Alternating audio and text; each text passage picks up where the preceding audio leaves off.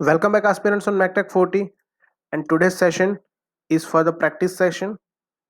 We will do some practice question of thermodynamics because since last 1 month we are doing thermodynamics. So it's time to practice some more question, or you can say that it's a revision kind of thing. Okay. So today we will solve two questions of thermodynamics. So let's start. So the first question is, a piston cylinder arrangement containing fluid system has a stirring device in the cylinder. Okay, so this is the system. Okay, the frictionless, this is the system, and the frictionless piston is held against the fluid due to the atmospheric pressure 0.101 megapascal. So this is the atmospheric pressure acting on this. The stirring device is turned to 8000 revolution, that means rotation n is given, with an average torque against the fluid.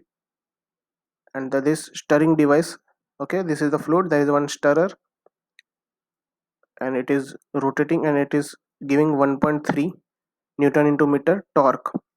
And meanwhile piston diameter is given 0.7 meter, it moves out 0.9 meter. That means initially piston was like here, and it is finally go up to this point. Okay, and this is the displacement. So for we have to find net work transfer for the system. So here it is, now let us take the figure. This here, this is a fluid, this is a fluid, and we are providing stirring action. So due to molecular momentum transfer, there is a increase of the heat. Okay, and this heat will go and push this piston forward. That means we have provided some work over here by turning this shaft, okay, stirrer.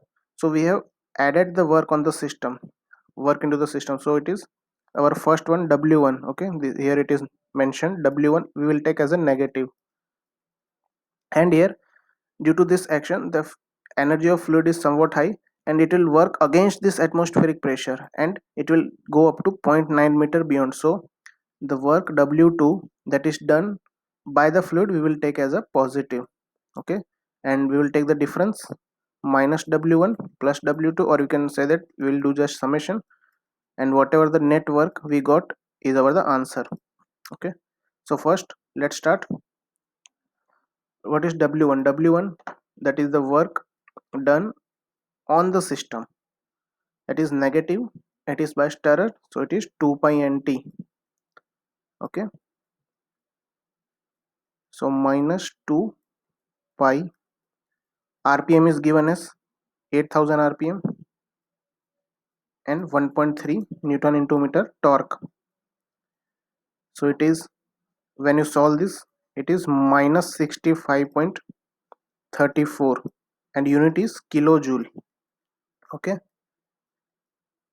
because as you can see here, pi 8 to 1.3, it's becomes 65.34, but this 10 raised to 3 power will come convert into kilojoule. Okay, our answer in kilojoule.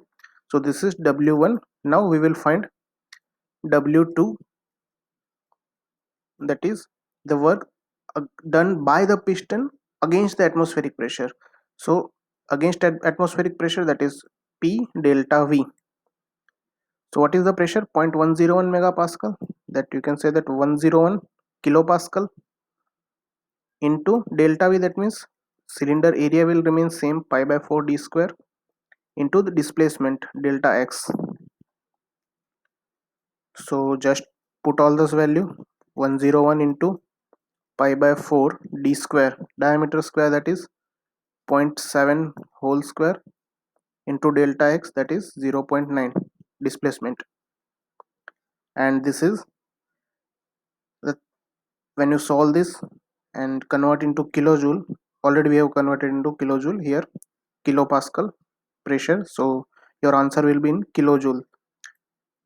Unit is very important, 34.98 kilojoule. So this much amount of work is done by the system and it is positive. So we have to find net work. Okay, so net work, that is minus w1 plus w2. Okay, we are algebraically adding, and what is the value of w1? Minus 65.34 plus 34.98. So when you solve this, the network is minus 30.35 kilojoule. So this is the answer with the direction, so with the sign minus. So here option B is the correct option. Okay, this is for your fundamental, this question. Okay, now the second question, hope you guys understand. So here the second question is, a car engine operates with a thermal efficiency of 35%. So efficiency of the car is given, heat engine efficiency is 35%. Assume that the air conditioner has a COP of 3. Air conditioner COP is given, working as a refrigerator, cooling inside, using the engine shaft work to drive it. How much extra fuel energy you should spend to remove 1 kilojoule from the inside? Okay, so first of all we will draw the diagram. So this is a thermal reservoir, high temperature reservoir. Okay, and this is lower temperature reservoir. Now heat engine is connected between here, between these two reservoir. Let's say Q amount of energy from fuel is coming, QH, and QL amount of heat is rejecting, and one air conditioner of the car is also working, and the work produced by the engine, it is partially used to drive the somewhat, not partially, because but the somewhat amount of total work developed by the engine is used to drive this refrigerator. Okay, in the, sorry, not refrigerator, it is air conditioner in the car. So it will get some heat and reject some QH dash amount of heat for uh, after air conditioning into the higher temperature reservoir. Okay, so this is the schematic diagram. So what the question is, how much extra fuel energy to be spent to remove 1 kilojoule from the inside? So this is the lower temperature, that means this is inside our car and this is outside the car. Okay, so now if you want to remove 1 kilojoule, okay, this engine is running and providing us W work. Okay, now what happened, we want to run air condition as well as our car, so we have to provide some extra energy. So what's that extra energy that we have to calculate? So first of all, COP of air conditioner is given. So COP is equal to,